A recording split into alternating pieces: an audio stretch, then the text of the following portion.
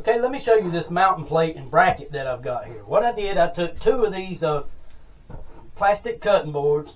They're high density polyethylene is what they are, but you can pick them up at Walmart or something like that. They're cheap, and if you watch my channel, you know I use these things a lot because I'd rather use them than wood because they're not going to rot, and they're pretty strong and they're just going to last a long time. So they're easy to work with too. So what I did, I took 2 of them. They're about 12 inches wide by 16 inches long. They're about a 1/4 inch thick. That's why I used 2, double them up so I could get the strength that I wanted. And I made my mountain plate with that. And I have some accessories I'm going to add to it and all like that, but that's why I left it so wide. But I took an old trolling motor bracket. I had a trolling motor that quit on me, and I took the motor apart, slid the shaft out of the bracket, and kept the bracket. What I did, I took, you can see I cut this part here off. The part that you tighten up, that sticks down, where you mount it to your bracket, it would be under here like this, you know. I took the Sawzall and just cut that off, right straight across there, where that bracket will be flat. And I went to the center of these cutting boards, and I mounted it with 4 1/4 by 20 bolts, put some lock nuts on it and all.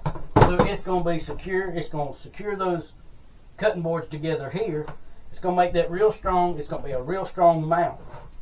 Now, another thing I did to the bracket here, I took this little wing nut here. I took this out. Reason being, when that is loose, that's the tension that you had on your shaft to keep it from spinning real loose, or if you wanted to lock it in place. When you take your shaft out, it just so happens that a piece of 3/4 inch PVC will fit right in there and slide up and down real easy. Well, I used this thing for a couple different, we're going to use it for a couple different things. I got several ideas and several accessories and several different ways I'm going to show you how you can use this same setup. But for one, I use a short piece of 3/4 PVC. I mount it in there like that. And I can tighten this bolt up here. And what I did, I've just got an old 1/4 by 20 eye bolt and one of these little like wing nut things, you know, you can pick up the hardware store, and there's a thread right on that eye bolt like that. And I put it in place of the little wing nut, the bolt that tightens this up, because I put it in where I could tighten it up and hold this little short piece of 3/4 PVC in there. But there's times when I'm going to use my anchor pole that I want to take this out. And if I was just using this piece and I loosen it up so my anchor pole will slide up and down, well, if that nut is loose, it's just going to vibrate and fall out. You're going to lose it. Well, with this bolt, I can loosen it up. Loosen up my eye bolt and tighten down that little wing nut, and that's going to hold my bolt in place, and it's still going to not have any tension on my pipe, and it's going to let it slide up and down for my shallow water anchor that we're going to be making. Now, something else that I did here. You'll notice you see these yellow 550 cord that I made some lanyards with, and I've got that attached to a pin. There is a pin that's in your trolling motor bracket that you can drive out. I believe it's a 3/8 pin. You can drive that pin out, and you can get you one of these pull pins like this, or whatever they call them. You can pick them up at a hardware store. I picked mine up at a farm supply. You can put that in there. Here's my Carter key side. I made a lanyard for it so I can't lose anything out there on the water. If it comes loose, it'll all be hanging right here. What you can do with this, you can take this pin out. You can take this inside bracket right out. Now, if you want to mount a trolling motor on your kayak and you've got one of these extra brackets, find an old trolling motor or something, you can work it like this. You can have your trolling motor on there, pull that pin out, grab your trolling motor, slide the whole trolling motor right out, and then take this bracket, slide it right in, put your pin in there. Now you're ready for your shallow water anchor and other different accessories I'll be showing you later on. You can use it like that. you can also use that same setup on your boat. If you want to permanently mount this to your boat, you got a bracket or something, you want to mount this on your boat, and when you come in, you want to take your trolling motor off, take it in your shop or something so it don't be out in the weather, you can unplug it and you can just use one of these quick connect pins like this, take it right off, and you don't have to mess with unscrewing these or whatever. You know, it's just a lot simpler. Pull this pin, pull it out, and take it in the house, or in the shop, should I say. Just be in mind that if you can do it like that, if you stop somewhere going fishing, someone else can easily just pull that pin and take it off as well. So keep that in mind as a safety thing. But what I did, I got all that mounted like that. Now we're going to go over here to the kayak, and I'm going to show you how I mount it. Okay, I went right back here in my kayak, and I kind of figured where I wanted to mount this thing. And I laid it out, and I got my measurements on my board here.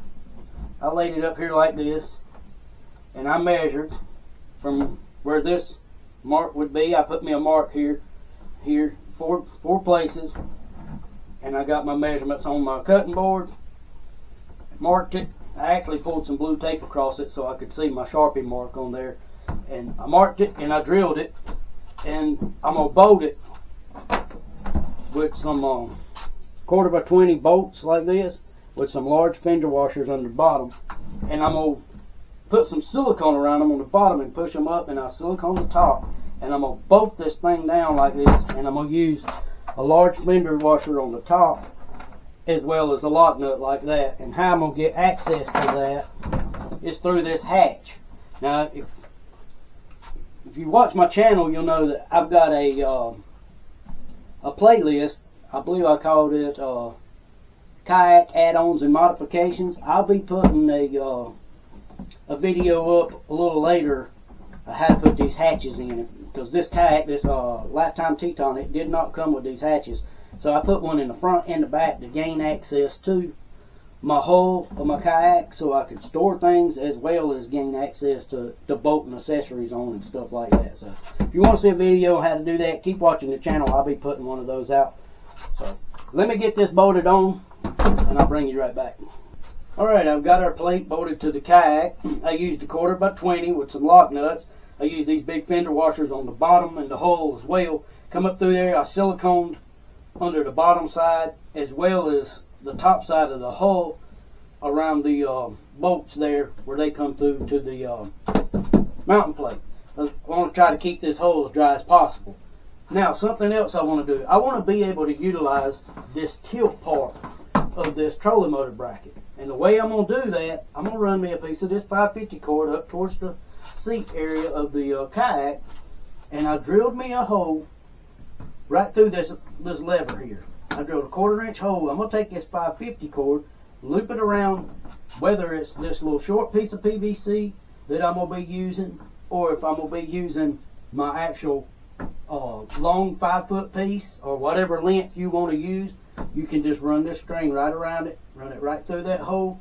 Now you can hook up carabiners and everything else, but remember I said I was going to keep this simple. And if you remember, I also said I wanted this where it'd be quick release, where I could take this out and pull this loose. So I don't want to be tying a knot that I have to sit here and fiddle with and try to get undone. So I'm going to show you a knot that you can use that's real simple, that you can tie and untie real easy. Make you a loop. And on your tag end, once you make your loop like this, take your tag end, pull it through, and just kind of pull back and make that loop just like that. Well, you say, well, that'll come undone quick. It sure will. If you catch that tag end, it'll come undone. So double that tag end, make you another kind of pinch it, double it up like that, and push it through that loop. Then what you want to do is work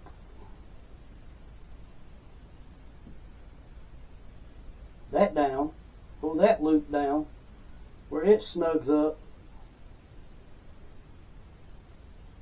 and leaves another loop sticking out like that. Now that right there, that will hold a lot of pressure. You can pull a lot of pressure with that.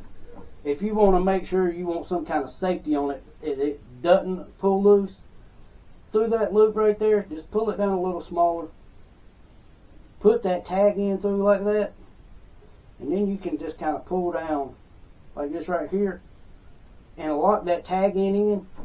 That'll keep that thing from coming untied. You can pull on that thing and pull on that, and it is going to stay locked in place where you want it to be. You say, well, now how do I get it loose? Well, that's easy. Just take this loop, pull that tag in out, and pull, and it's untied. What I'm going to do is run this line up to the front of the kayak, and what I can do when it just loops right around, remember I said I'm keeping this simple. I pull this and it'll fold it right up. As I pull, it's going to pull the release, and the pressure coming around my anchor pole here, or whatever accessory, like I say, this short piece is an accessory pole. I won't be anchoring with it. You can see, you pull that, and the pressure being on that back side when you release it, it's going to raise it right up. So once I get all this hooked up, I'll get the camera out and show you how I attached it and all. Now we're going to hook another one up for our power pole. Now how I made my shallow water anchor, I just took a 5-foot piece of 3/4 inch PVC, because remember I told you it would slide right up and down freely in that trolling motor bracket. So what I did, I just took that 5-foot PVC, 3/4 inch, and I fixed a T on it. Now I fixed my T where I could put it on and off. You may want to glue yours or whatever, but I fixed it where I could take it on and off. I drilled a 1/4 inch hole through it, and I put one of these pins like you put on a trailer hitch or whatever. I just put that through there because I might want to be able to take this off and use something else.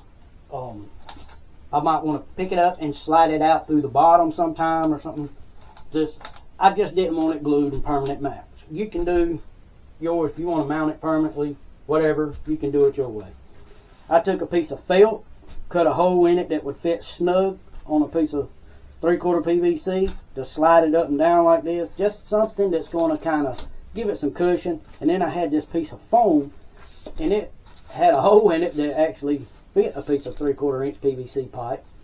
And I put that in there so when I drop this pole down, it's going to take some of that cushion. It's not going to, that impact I should say, it's not just going to make a lot of loud noise beating on that kayak hull and on that bracket back there. Now on this end, what I did, I just had a piece of 1/2 inch conduit. This is like EMT, electrical conduit, and I cut an angle on it like that with my grinder, and I've got another 1/4 inch hole there drilled, and I come up about 4 inches on my PVC pipe here and drilled me a hole. And I'm going to take another one of these pins like this. I'm going to slide that up in there, line that hole up.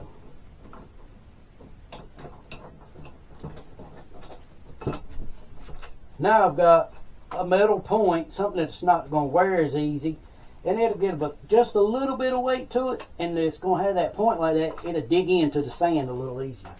So now I've got this thing, I can take it apart easy from either end, slide it out of my bracket. Now let's put it in and I'll show you how it works. Okay, I've put my 5-foot PVC in my bracket here. Now I'm in the shop, so it's not going to move a whole lot up and down in here, but it'll work to show you, and I'll get it outside and show you how all this works once I get everything put together. How I'm going to work this thing, I've run a piece of this 3/8 rope from the seat area up through here, and I just run it through the handle and through the handle area on this cutting board, and it's going to go down to the bottom of that pole, and I'm going to connect it to this clip that we use to put this 1/2 inch EMT in here. But you can see as I pull that rope from the seat area, that PVC is going to slide right up and down. And I've got a cleat here